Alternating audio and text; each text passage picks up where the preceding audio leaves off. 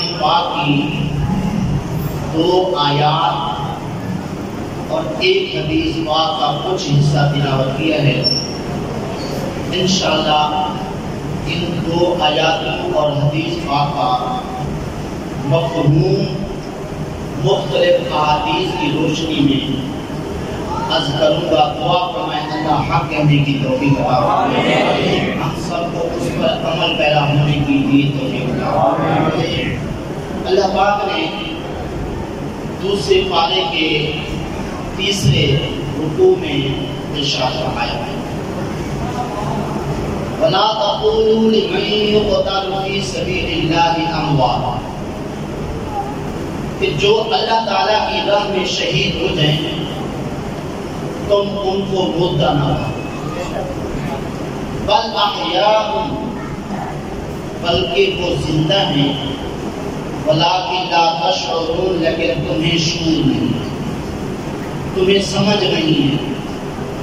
اگر تمہیں سمجھ ہوتی تو ان اللہ کی راہ میں شہید ہونے والوں کو تو مردہ نہ کہتے۔ صرف کہنا نہیں بلکہ دوسرے مقام پر ارشاد فرمایا وَلَا تَحْسَبَنَّ الَّذِينَ قُتِلُوا فِي سَبِيلِ اللَّهِ أَمْوَاتٌ، کہ جو اللہ تعالیٰ کی راہ میں شہید ہو جائیں ان کو مردہ گمان بھی نہ کرو۔ تمہارے خیال میں بھی نہیں آنا چاہیے، تمہارے گمان میں بھی نہیں آنا چاہیے کہ اللہ کی راہ میں شہید ہونے والے مردہ ہیں۔ فرمایا بل احیاء، بلکہ وہ زندہ ہیں، کہاں عند ربہم یرزقون، اپنے رب سے ہاں وہ زندہ ہیں، انہیں رزق دیا جاتا ہے۔ انہی اللہ کی راہ میں شہید ہونے والوں میں سے سید الشہداء سیدنا حضرت امام حسین رضی اللہ تعالی عنہ ہیں۔ حضرات گرامی، بہت سارے لوگ اللہ کی راہ میں شہید ہوئے، بڑا مرتبہ پایا، لیکن ہمارے سردار حضرت امام حسین رضی اللہ تعالی عنہ کی جو شہادت ہے یہ ممتاز شہادت ہے۔ وہ کس طرح؟ یہ وہ اللہ کی راہ میں شہید ہونے والی شخصیت ہیں جن کا شہید ہونا ہمارے آقا کریم صلی اللہ علیہ وسلم نے مشہور کر دیا تھا۔ آپ کے شہید ہونے سے پہلے آپ کی شہادت شہرت پا چکی تھی کہ سیدنا حضرت امام حسین رضی اللہ تعالی عنہ نے شہید ہونا ہے۔ بلکہ مجھے یہ بھی کہنے دیجئے حضرت امام حسین رضی اللہ تعالی عنہ وہ شخصیت ہیں جو ابھی پیدا نہیں ہوئے تھے، ہمارے آقا کریم صلی اللہ علیہ وسلم نے ان کے پیدا ہونے کی بھی خبر دے دی۔ ایک پیدا ہونے کے بعد ہمارے آقا کریم صلی اللہ علیہ وسلم نے ان کے شہید ہونے کی بھی خبر دے دی۔ جیسا کہ مشکاہ شریف میں حدیث شریف ہے، حضرت ام فضل رضی اللہ عنہ ہمارے آقا کریم صلی اللہ علیہ وسلم کی چچی باپ ہیں، حضرت عباس رضی اللہ تعالی عنہ کی بیوی ہیں، زوجہ محترمہ ہیں، اور حضرت فضل بن عباس رضی اللہ تعالی عنہ جو فرماتے ہیں جب آقا کریم صلی اللہ علیہ وسلم کا جسد اقدس آپ کے وصال کے بعد آپ کے قبر انور کے اندر رکھا گیا، میں نے آپ صلی اللہ علیہ وسلم کے لب مبارک ہلتے ہوئے دیکھے۔ میں نے ذہن میں خیال کیا حضور کو جو فرما رہے ہیں، میں نے اپنے کان حضور کے لب مبارک کے قریب کیے تو یہ آواز آ رہی تھی، اے میرے رب میری امت کا خیال رکھنا، اے میرے رب میری امت کا خیال رکھنا۔ وہ آقا جن کے نواسے اور ان کے شہزادے کی شہادت کا ذکر خیر ابھی کیا جا رہا ہے، تو فضل بن عباس رضی اللہ تعالی عنہ کی والدہ محترمہ حضرت فضل بن عباس جو ام المومنین حضرت ام سلمہ رضی اللہ عنہا کی ہمشیرہ ہیں، وہ ایک دن آقا کریم صلی اللہ علیہ وسلم کی پاک بارگاہ میں حاضر ہوئی. قالت، عرض کرتی ہیں، یا رسول اللہ صلی اللہ علیہ وسلم، انی رأیت حلما منقرا اللیلہ، کہ آقا میں نے ایک خطرناک خواب دیکھا ہے، بڑا ڈراؤنا خواب دیکھا ہے. قالا وما ہوا، آقا کریم صلی اللہ علیہ وسلم نے فرمایا اے چچی وہ کیا خواب ہے؟ قالت انہ شدید، عرض کرنے لگی آقا کو تو بہت ہی خطرناک ہے، میں وہ بیان نہیں کر سکتی، آپ اس کو سننا پسند نہیں فرمائیں گے. قال وما هو، آقا کریم صلی اللہ علیہ وسلم نے فرمایا اے چچی بتا تو صحیح وہ ہے کیا خواب؟ قالت، عرض کرتی ہے رأیت کأن قطعۃ من جسدک قطعت ووضعت فی حجری، آقا میں نے دیکھا ہے آپ کے جسم کا ٹکڑا کاٹ کر میری گود میں رکھا گیا ہے، اس لیے آقا یہ تو بہت خطرناک خواب ہے.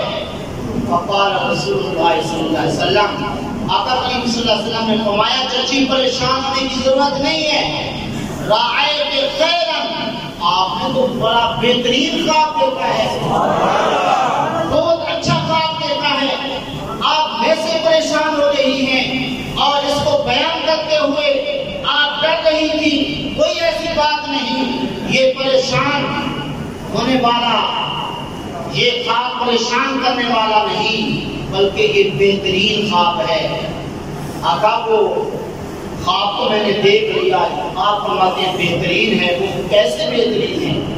فرمایا طالب فاطمہ کو انشاءاللہ غلاما یکون فی حجرہ، میری چچی اگر اللہ نے چاہا میری لخت جگر حضرت فاطمہ رضی اللہ عنہا ایک بچے کو جنم دے گی، وہ بچہ آپ کی گود میں آئے گا، آپ اس کو پالیں گی اور آپ اس کی خدمت کریں گی. تو یہاں پر میں دانش کرتا چلوں، حضرت ام فاطمہ رضی اللہ عنہا خواب دیکھا، انہیں خطرناک محسوس ہوا. آقا کریم صلی اللہ علیہ وسلم نے تعبیر بیان فرمائی کہ وہ خطرناک نہیں ہے. اس میں خواب کے متعلق کچھ باتیں عرض کر دیتا ہوں. خواب جو بندہ دیکھتا ہے نا، اللہ کی طرف سے دکھایا جاتا ہے، اور خواب تین قسم کی ہوتی ہے. ایک تو ویسے بندہ وقتاً فوقتاً سوچتا رہتا ہے، وہی تھوڑی سی تبدیلی کے ساتھ خواب کے اندر وہ باتیں دیکھتا ہے. بعض اوقات معدے کی خرابی کی وجہ سے کچھ خواب نظر آتے ہیں، اور کچھ خواب ایسے ہوتے ہیں جن کی حقیقت ہوتی ہے. تو جو برے خواب ہوں وہ کسی کو بتانے نہیں چاہیے، اور جو اچھے خواب ہیں وہ بھی کسی اہل علم کو بتانے چاہیے. بعض اوقات بندہ خواب میں دیکھ لیتا ہے، پھر عام محفل کے اندر جہاں پہ بھی بیٹھے، ہاں جی میں نے رات کو جناب یہ خواب دیکھا. تو ذرا غور فرمائیے، جو بھی خواب دیکھیں وہ خواب عام بندے کو نہیں بتائیں، اہل علم کو بتائیں، اور جو آپ سے پیار کرتا ہے اسی کو اپنا خواب بیان کریں. کیوں؟ جو خواب بیان کر رہے ہیں اگلا بندہ سن کے جیسے کہہ دیتا ویسے ہو جائے. مثلا کسی کے بارے میں خواب میں دیکھا وہ مر گیا، حالانکہ خواب وہ زندہ. اب اگر کسی ایسے کو اپنی یہ خواب بیان کرتے ہیں جو اس کا دشمن ہے، جس کو آپ نے مرا ہوا دیکھا خواب کے اندر، وہ تو ضرور کہہ دے گا ہاں ہاں وہ مر جائے. تو تھوڑے سے وقت کے اندر اس کو موت واقع ہوتے ہیں، اور یہ کئی تجربات موجود ہیں۔ تعبیر الرؤیا ایک کتاب ہے، صرف تعبیر کا اس میں ذکر ہے۔ اس طرح کئی صورتیں اس نے لکھی ہیں۔ اس لیے خواب جب بھی کسی کو بیان کریں تو وہ اہل علم ہو، اور وہ پیار کرنے والا ہو، محبت کرنے والا ہو۔ اور ساتھ یہ بھی میں عرض کر دوں، جب خواب بیان کریں جو کچھ خواب کے اندر دیکھا ہے وہی کچھ بیان ہے۔ بعض اوقات اپنی شان بیان کرنے کے لیے کہ لوگوں پر روب طاری ہو جائے، میری عظمت و شان لوگوں کے سامنے بیان ہو جائے، مجھے ایسے اچھے اچھے خواب آتے ہیں، حالانکہ جو کچھ بیان کر رہا ہے اس میں وہ دیکھا بھی نہیں تھا۔ آقا کریم صلی اللہ علیہ وسلم نے ایسی باتیں جو خواب کے اندر دیکھی نہیں ہیں لیکن خواب بیان کرتے ہوئے وہ بیان کر رہا ہے، فرمایا یہ بہت بڑا بہتان اور بہت بڑا جھوٹ ہے۔ کیوں؟ یہ خواب اللہ اس کو دکھا رہا ہے، اللہ نے اسے کچھ اور دکھایا، یہ کچھ اور بیان کر رہا ہے، گویا وہ اللہ پہ جھوٹ بول رہا ہے، اللہ پہ بہتان کر رہا ہے۔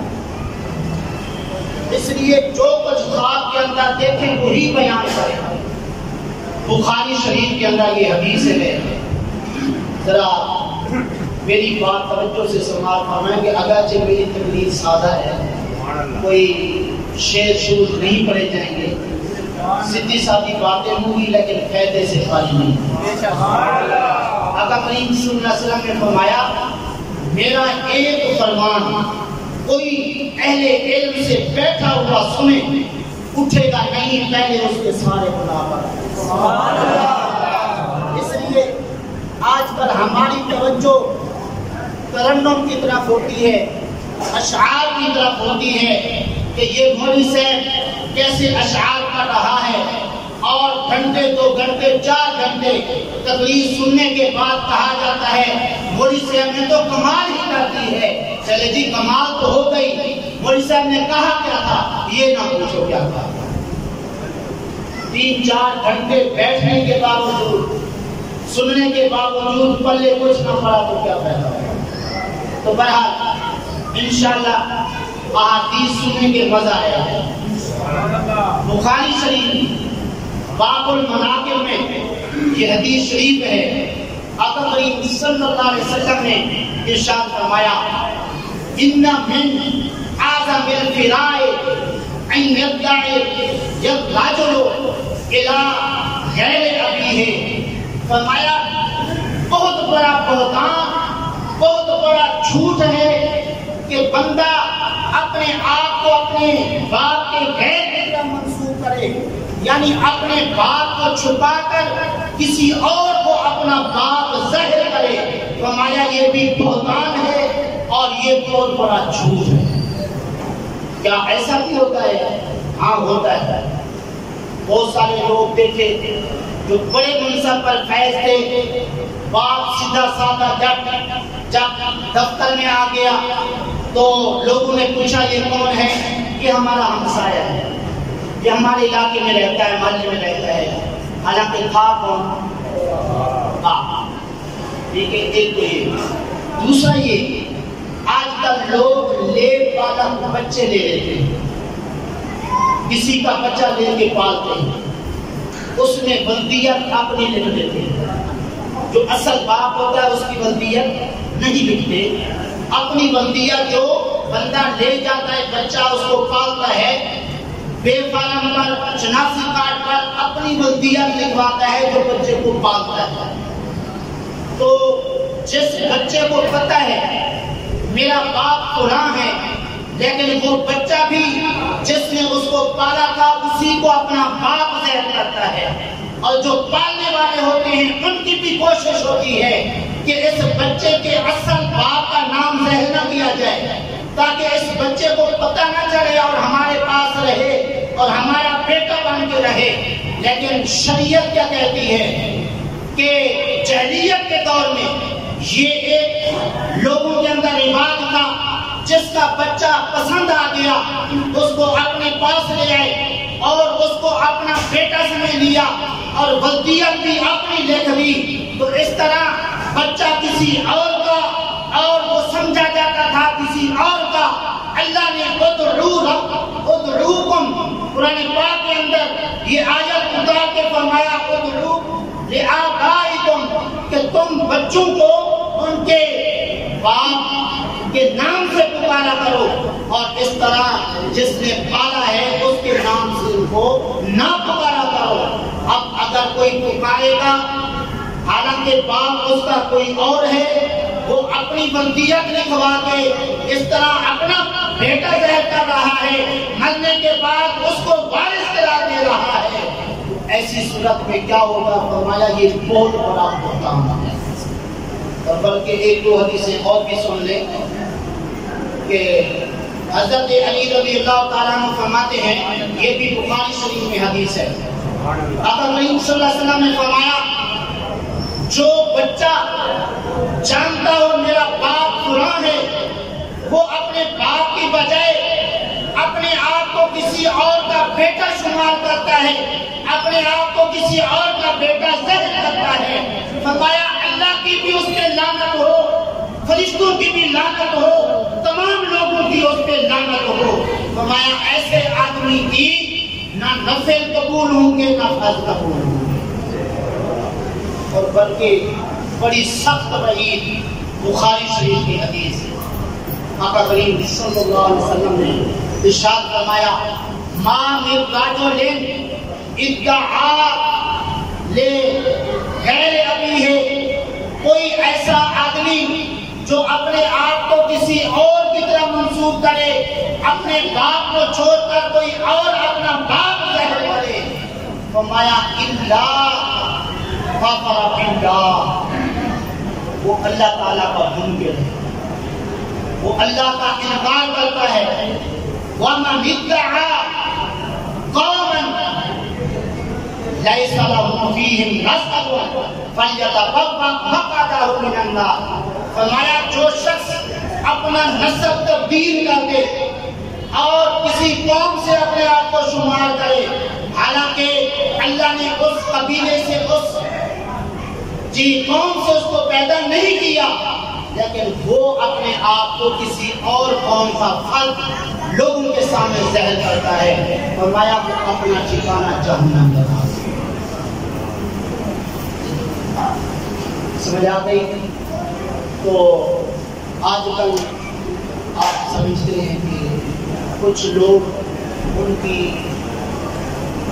قوم کچھ اور ہوتی ہے، نسب کچھ اور ہوتا ہے، لیکن اپنے آپ کو سید کروانا شروع کر دیتے ہیں، ان کے لیے یہ باتیں سبق آموز ہے۔ دوسری بات میں آج کر رہا تھا کہ حضرت ام فاطمہ رضی اللہ تعالیٰ عنہا نے کیا دیکھا؟ خواب دیکھا جو بظاہر خطرناک تھا لیکن حقیقت میں کیا تھا؟ اچھا تھا۔ آپ صلی اللہ علیہ وسلم نے اس کو اچھا بنایا۔ اب وہ کیا تھا؟ کیا دیکھا کہ حضور آپ کا جسم کا ٹکڑا کاٹ کے میری گود میں رکھا گیا ہے۔ آپ صلی اللہ علیہ وسلم نے فرمایا بہترین خواب ہے، ہماری لخت جگر حضرت فاطمہ رضی اللہ عنہا کے ہاں بچہ پیدا ہوگا اور وہ آپ کی گود میں رہے گا۔ اس سے معلوم ہوا ہمارے آقا کریم صلی اللہ علیہ وسلم حاملہ عورتوں کے حمل کے اندر جو بچے ہوتے حضور ان کو بھی جانتے تھے کہ یہ بچیاں ہوں گی یا بچے ہوں گے، بلکہ آقا تو آقا ہیں۔ حضرت ابو بکر صدیق رضی اللہ تعالیٰ عنہ اپنی وصال کے بعد حضرت عائشہ کو فرمانے لگے، اے عائشہ میرے وصال کے بعد تمہاری دو بہنیں ہوں گی، میری وراثت جو ہے میرا ترکہ تم جو ہے وہ آپس میں تقسیم کرنا، تم 3 بہنیں ہوں گی، ایک آپ اور 2 اور ہوگی۔ حضرت عائشہ عرض کرنے لگی کہ اس وقت تو میری ایک بہن ہے، میں اور وہ 2 بہنیں ہیں، تیسری کہاں سے؟ حضرت ابو بکر رضی اللہ تعالیٰ نے فرمایا آپ کی ماں میری بیوی حاملہ ہے، وہ بیٹی جمے گی تو وہ بھی وراثت کے تو حضرت ابو بکر رضی اللہ تعالیٰ عنہ اپنی بیوی کے حمل کو جانتے ہیں کہ وہ بچی پیدا کرے گی یا وہ بچہ پیدا کرے گی، تو یہ تو غلام ہے تو آقا کی شان سے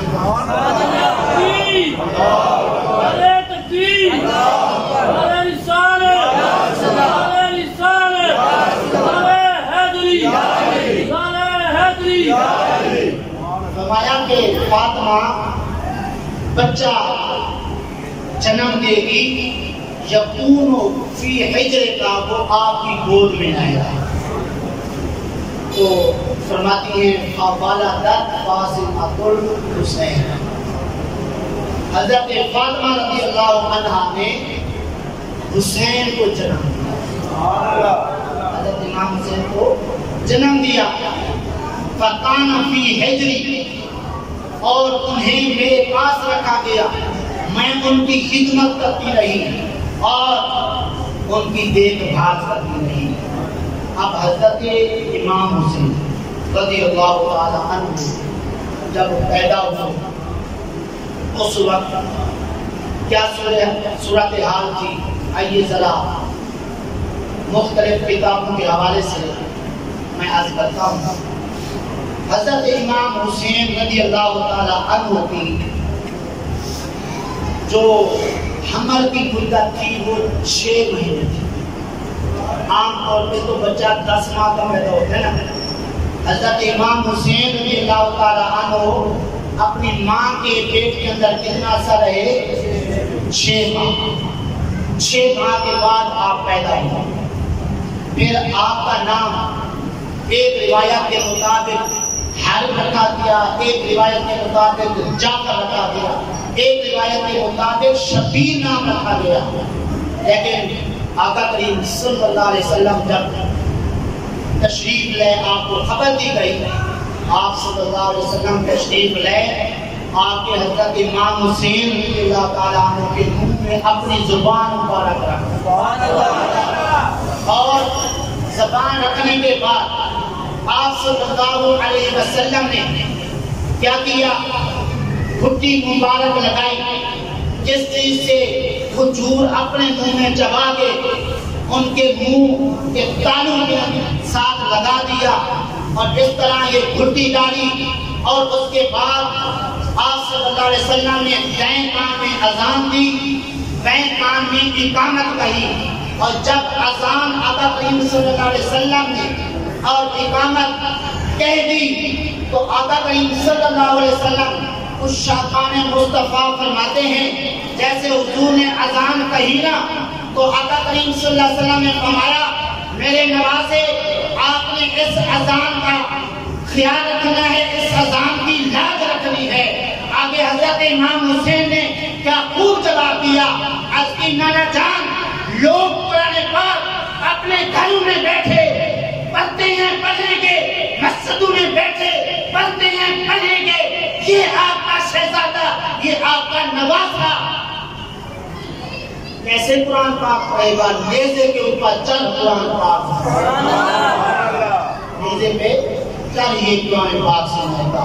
حضرت گرامی حضرت امام حسین رضی اللہ تعالیٰ عنہ کی دائیں کان میں اذان دی گئی، کس نے دی؟ ہمارے آقا نے۔ بائیں کان میں اذان دی گئی، کس نے دی؟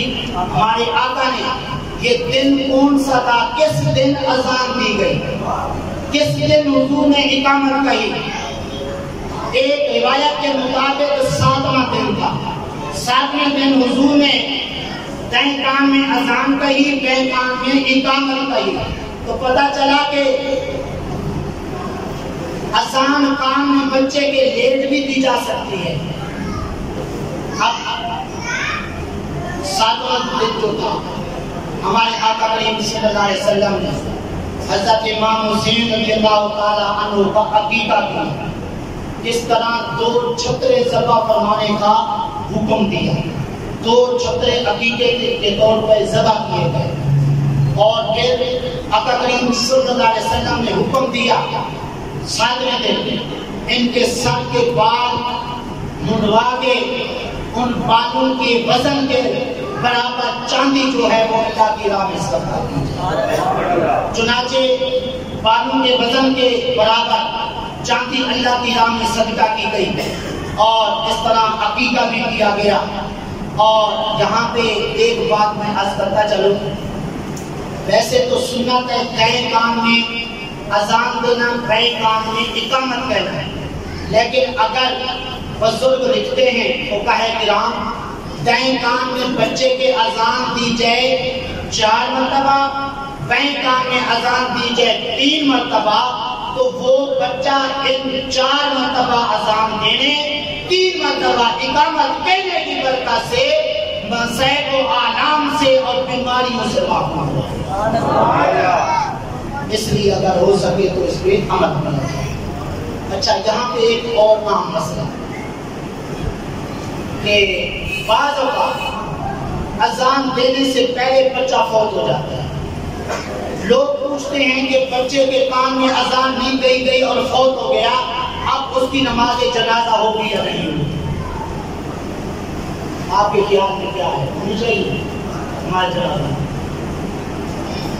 ہونی چاہیے، بلکہ نام بھی نہیں رکھا گیا۔ ابھی آدھے سے زیادہ بچہ نکل آیا تھا، سیل ہو گیا تھا، فوت ہو گیا ہے، اس کی بھی نماز جنازہ ہوگی، اس کا بھی نام رکھا گیا۔ بہرحال حضرت امام حسین رضی اللہ تعالی عنہ کا عقیقہ بھی کیا گیا، کان بھی اذان بھی دی گئی، اقامت بھی کہی گئی، اور اس کے بعد 7 سال کا عرصہ حضرت امام حسین رضی اللہ تعالیٰ عنہ ہمارے آقا کی خدمت میں رہے، آقا کریم صلی اللہ علیہ وسلم کی نگرانی میں رہے۔ آپ صلی اللہ علیہ وسلم نے خود ان کی تربیت کی، اور اس طرح آقا کریم صلی اللہ علیہ وسلم نے کیسی تربیت کی۔ آج ہم اپنے بچوں کی تربیت کرتے ہیں، ہمارے آقا نے تربیت فرمائی۔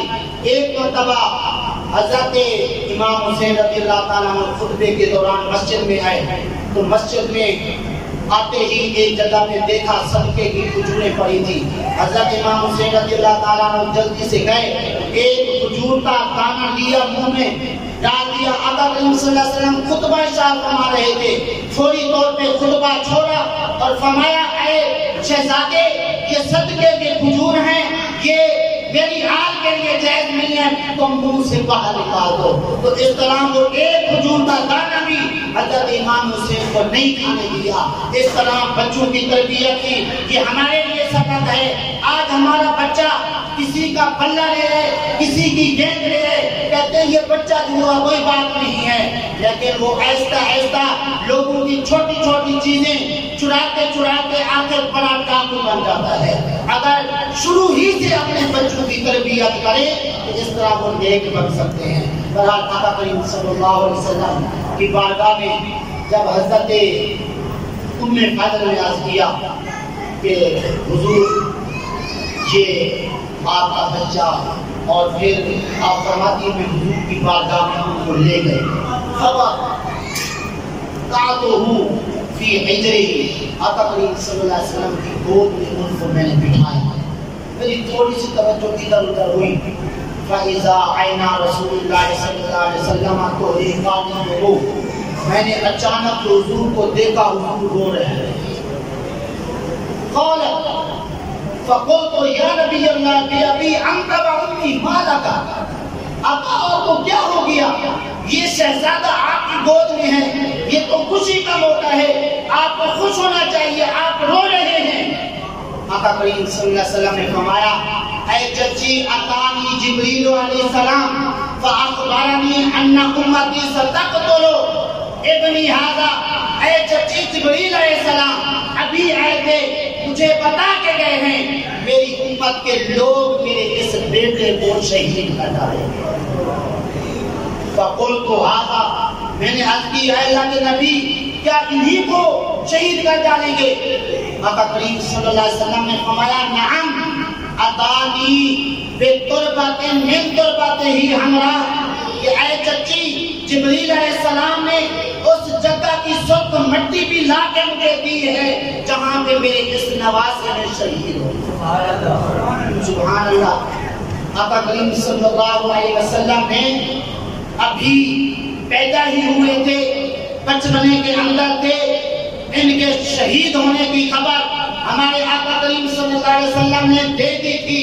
پھر وہ جو مٹی آئی تھی، جبریل علیہ السلام لے کے آئے تھے، وہ کہاں کی مٹی تھی؟ آقا کریم صلی اللہ علیہ وسلم نے وہ بھی بتا دی۔ اس وقت کربلا کی جگہ کا نام تھا طف، بعد میں کربلا کے نام سے مشہور ہو گئی جگہ، تو فرمایا طف مقام پر میرے اس نواسے کو شہید کیا جائے گا۔ پھر اتنا نہیں، آقا کریم صلی اللہ علیہ وسلم نے سن بھی بتا دیا، کس سن میں یہ شہید ہوں گے۔ فرمایا تعبد من سنۃ 60، فرمایا 60ویں ہجری سے 60ویں سال سے تم پناہ مانگو۔ اس فرمان رسول کو حضرت ابو ہریرہ نے سمجھا۔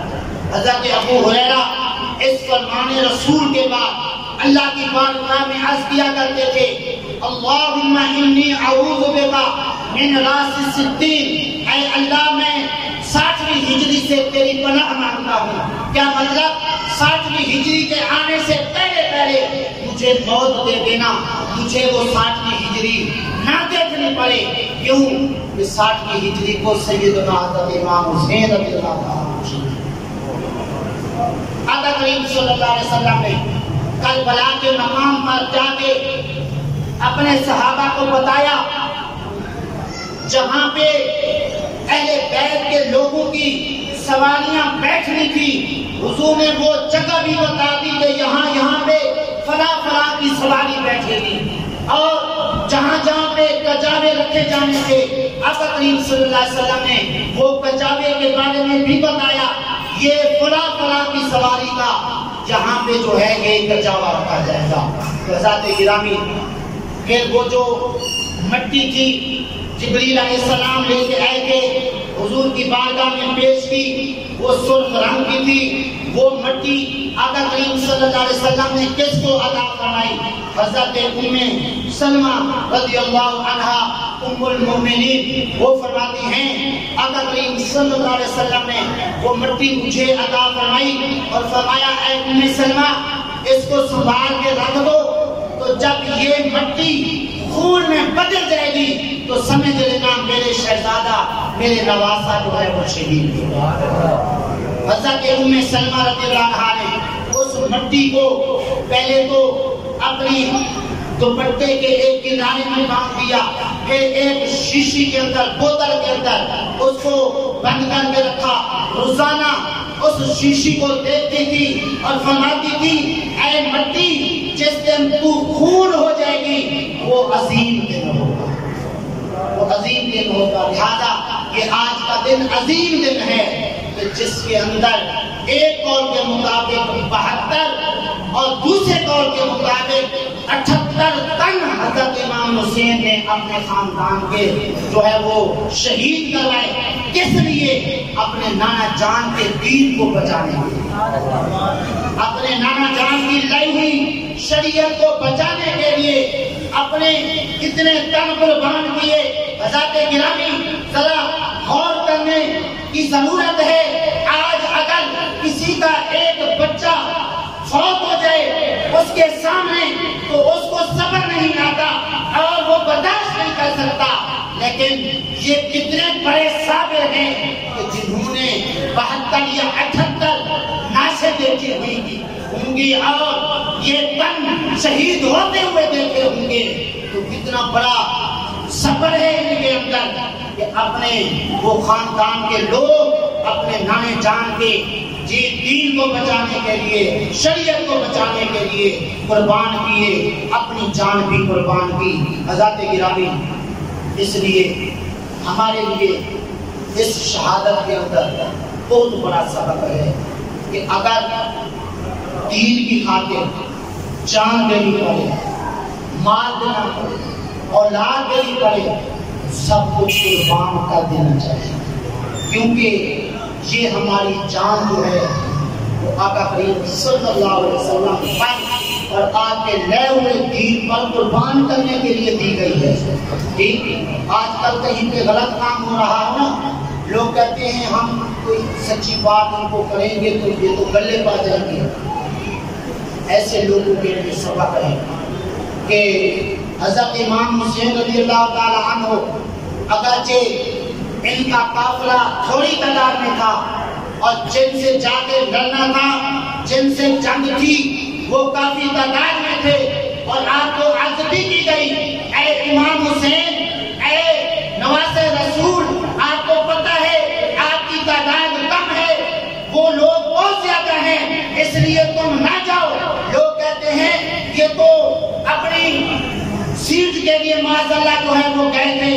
میں آپ کو بتانا چاہتا ہوں کئی صحابہ نے آپ رضی اللہ تعالی عنہ کو کوفہ جانے سے روکا، لیکن آپ نے فرمایا میں جا کے رہوں گا. اگرچہ ہم تھوڑے لوگ ہیں لیکن جو سچے لوگ ہیں اللہ تعالی کامیابی انہی کو نصیب فرماتے ہیں. سبحان اللہ. جو سچے لوگ ہوتے ہیں اللہ انہیں کامیابی سے سرفراز فرماتا ہے. اگرچہ ان کی تعداد زیادہ ہے، ہم تھوڑے ہیں لیکن کامیاب ہم ہوں گے. جی وہ کیسے؟ وہ تو شہید ہو گئے. کامیابی کیسے؟ کامیابی اس طرح کہ آج 1400 سال ہو گئے، اب بھی ان کا نام روشن ہے. لیکن جو مخالف تھے اگرچہ ان کی تعداد زیادہ تھی، ان کا نام بھی کوئی لینے کے لیے تیار ہے. اس لیے یہ کامیابی. بہرحال حضرات گرامی، آج کل چونکہ سیلاب بھی بلوچستان میں آپ دیکھتے ہیں بہت آیا ہوا ہے، کئی لاشیں دیکھنے میں جانور ڈوبتے ہوئے نظر آئے. اس لیے ان سیلاب زدگان کے ساتھ اپنی حلال کمائی میں سے تعامل کر کے سیدنا حضرت امام حسین رضی اللہ تعالیٰ عنہ کی سنت پر عمل ہو گئے. آپ نے اپنی جان 72 یا 78 تن شہید کروائے شریعت کے لیے اور دین کو بچانے کے لیے. اسی طرح آپ نے اپنی جانوں کو قربان کرنے کے ساتھ ساتھ جو غریب لوگ تھے، جو غمگین لوگ تھے، ان کا سہارا بنا اور ان کی پریشانی دور کی، اور ساتھ ساتھ ایسے لوگ جو اہل علم تھے آپ نے ان کے ساتھ تعامل کر قیامت تک آنے والے لوگوں کو بتایا اہل علم کا ساتھ دیا کرو.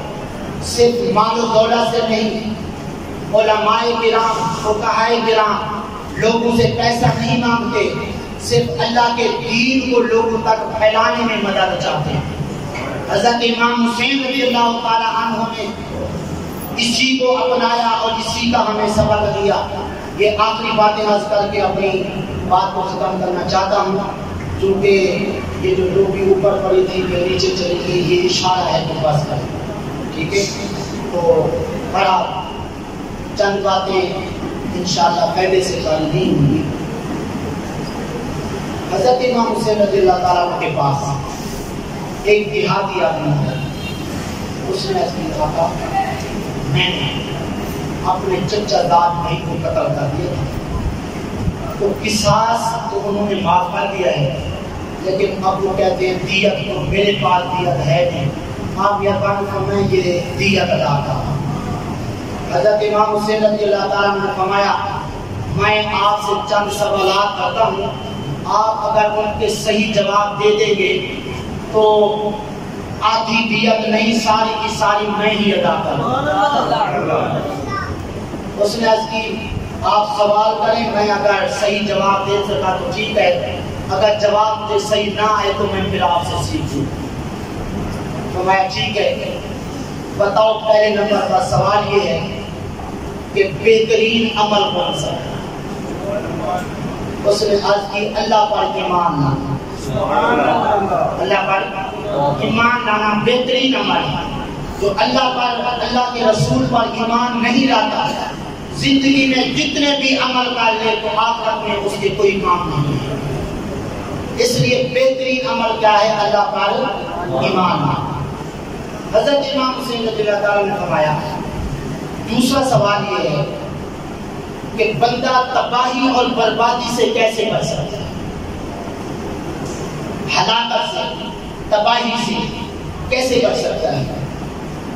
اس دیہاتی آدمی نے عرض کی اللہ تبارک و تعالیٰ سے ڈرتا رہے اور نیکی کے اندر سستی نہ کرے اور برائی سے بچتا رہے، اللہ تعالیٰ پر بھروسہ کرے، اللہ اسے تباہی اور بربادی سے بچا لے۔ اللہ تعالیٰ سے ڈرے، ٹھیک ہے، نیکی کو کرتے رہے۔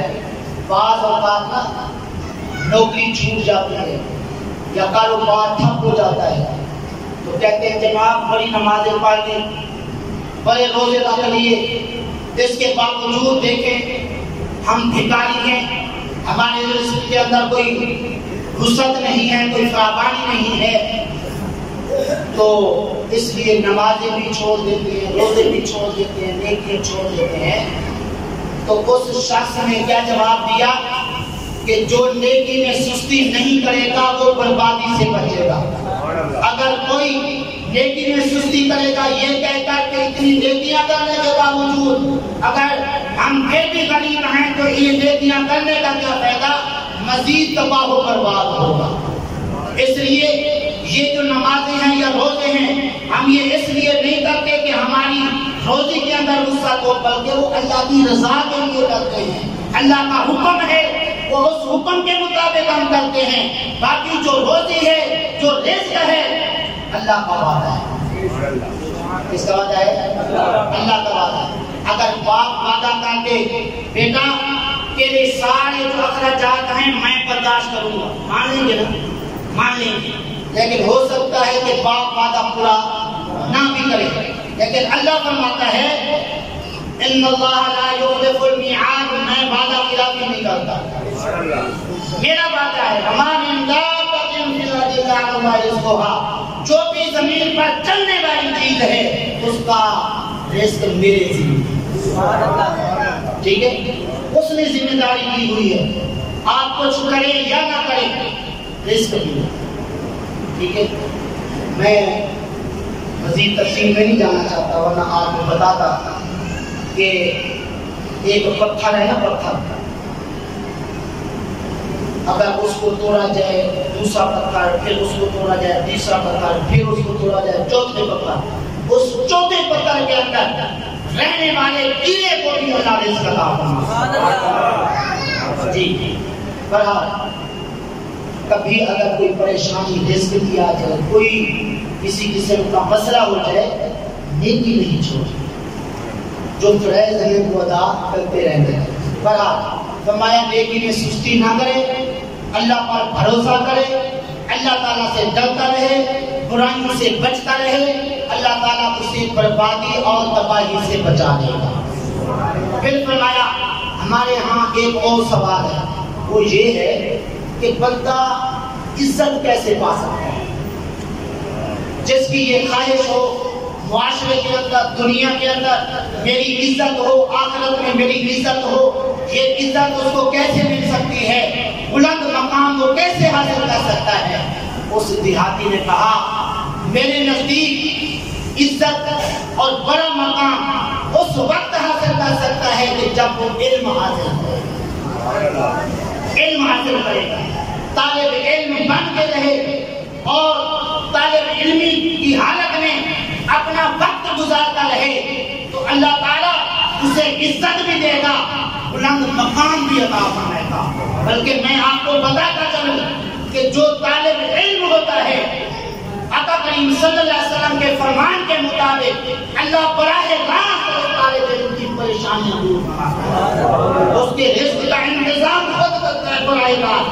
آپ دیکھتے نہیں ہیں مدارس کے اندر سینکڑوں ہزاروں طالب علم پڑھتے ہیں اور ان کے لیے کوئی خاص انتظام نہیں ہوتا، لیکن آپ دیکھتے ہیں صبح شام وہاں پہ بیٹھے کھا رہے ہوتے ہیں جی، اور بلکہ دوسرے لوگوں سے اچھا کھاتے پیتے ہیں، کیونکہ وہ اللہ کے دین کو پڑھ رہے ہیں، اللہ کے دین کو حاصل کر رہے ہیں، وہ طالب علم ہیں، اس لیے اللہ نے ان کو عزت دے رکھی ہے۔ مزید میں آپ کو توجہ دلانا چاہتا ہوں، ایک امام صاحب ہیں اور ایک خطیب صاحب ہیں اس کو مسجد کے اندر کتنی تنخواہ دی جاتی ہے، یہاں کی بات نہیں کرتا، یہاں پہ تو ماشاءاللہ بڑے نیک لوگ رہتے ہیں اور امیر لوگ رہتے ہیں، مولوی صاحب کی کافی تنخواہ مقرر کر رکھی ہوگی۔ میں اپنے علاقے بھاولپور کی بات کر رہا ہوں، وہاں پہ جناب کوئی 8,000 10,000 12,000 یا 15,000 تنخواہ مقرر کرتے ہیں۔ اس کے بعد جناب ہر ایک کو پتہ ہے کتنی تنخواہ ہے، لاکھ روپیہ کمانے والا اور 5 لاکھ کمانے والا وہ آتا ہے مولوی صاحب دعا فرمائے حالات خراب، مولوی صاحب دعا فرمائے حالات خراب، 4-5 لاکھ کمانے والا اس کے حالات ٹھیک نہیں ہے، تو 8-10 ہزار کمانے والا اس کے حالات کیسے ہیں؟ لیکن کبھی سنا مولوی صاحب کی زبانوں کے ہمارے حالات خراب ہیں، ہماری تنخواہ تھوڑی ہے، اس لیے ہم احتجاج کر رہے ہیں۔ آج جب تک ہماری تنخواہ نہیں بڑھیں گے ہم نماز نہیں پڑھیں گے۔ سنا ہے یہ اللہ کا کرم ہے، اللہ کا فضل ہے، علم حاصل کرنے والوں پہ اللہ تعالیٰ کا فضل اور اس کا کرم ہے۔ ان دینداروں پر تنخواہیں اگرچہ کم ہوتی ہیں لیکن اللہ اپنے فضل سے تکلیف فرماتا ہے۔ لیکن یہ بھی ایک حدیث پاک سن لیجیے، آقا کریم صلی اللہ علیہ وسلم نے فرمایا اللہ پاک دنیا اس کو بھی دیتا ہے جس سے محبت نہیں کرتا، اس کو بھی دنیا دیتا ہے جس سے محبت کرتا ہے، لیکن فرمایا دین اس کو دیتا ہے جس سے پیار کرتا ہے، جس سے پیار کرتا ہے، محبت کرتا ہے، دین اس کو دیتا ہے۔ اس لیے اپنے اس دین کے اختیار کرنے والوں اور علم حاصل کرنے والوں کو اللہ کسی کے سامنے ذلیل نہیں کرتا، اگرچہ لوگ اس کو معاشرے کے اندر صحیح نہیں سمجھتے، بلکہ لوگ کہا کرتے ہیں یہاں اپنے بچوں کو مدرسے میں نہ بھیجنا، یہ بھکاری بن جائیں گے، یہ منگتے بن جائیں گے۔ کبھی دیکھا مولوی صاحب کو تمہارے دروازے پر آیا کہ جی ہمیں بھوک لگی ہے، روٹی نہیں ہے، دے دو۔ میں بلکہ یہ تجربے سے عرض کر رہا ہوں، آج کل کا PhD آدمی بے روزگار پھر رہا ہے، لیکن قرآن سے دوستی لگانے والا اپنا بھی پیٹ پال رہا ہے، ماں باپ کا بھی پیٹ پال رہا ہے، بلکہ پورے خاندان کی خدمت کرتا ہے۔ اور جتنا دین کا علم لینے والا ماں باپ کی خدمت کرتا ہے اتنی کوئی اور نہیں کرتا۔ میں اس طرح تھا کہ فرمایا کہ عزت کیسے پا سکتا ہے، بڑا مقام کیسے پا سکتا ہے، نیا علم حاصل کرے اور جو ہے وہ غصے کے وقت جو ہے وہ کنٹرول کرے، غصہ بھیجے۔ تو کہا کہ اگر علم حاصل نہیں کر سکتا تو پھر مال و دولت ہے وہ اللہ کی راہ میں خرچ کرے، اللہ کی راہ میں مال خرچ کرے گا اس کو عزت مل جائے گی۔ پھر فرمایا اگر اس کو مال و دولت بھی نہ ملی ہو، اپنا صرف گزر اوقات کرتا ہے، اتنی اس کے پاس فراوانی ہے، تو پھر فرمایا پھر اپنی غربت، اپنی مفلسی پر صبر کر۔ کہا کہ اگر مفلسی غربت پر وہ صبر بھی نہیں کر سکتا، پھر اس دیہاتی نے کہا میرا جی چاہتا ہے آسمان سے آگ آئے اور اسے جلا دے۔ ان سارے سوالوں کا جب صحیح جواب دیا، حضرت امام حسین رضی اللہ تعالیٰ نے کیا کیا، 10,000 اس کی دیت بنتی تھی وہ بھی عطا فرمائی، 10,000 اور پیسے دیے، فرمایا کہ اپنے گھر کے اندر گزر ہوگا۔ سبحان اللہ۔ اس لیے حضرت گرامی دینداروں سے محبت اور خصوصاً حضرت امام حسین رضی اللہ تعالیٰ عنہ سے محبت، جو کریم صلی اللہ علیہ وسلم نے فرمایا جو حسنین کریمین سے، ان کے باپ سے، ان کی ماں سے محبت اختیار کرے گا، قیامت کے دن وہ میرے ساتھ میرے درجے میں۔ سبحان اللہ۔ تو امام حسین رضی اللہ تعالیٰ عنہ کے ساتھ محبت اور پیار کا اظہار کرتے ہوئے ہمیں دینداروں کے ساتھ جی حسن سلوک اور اسی طرح جو صلاح زبان ان کے ساتھ عام کر کے ثواب حاصل کریں. واقع دعوانا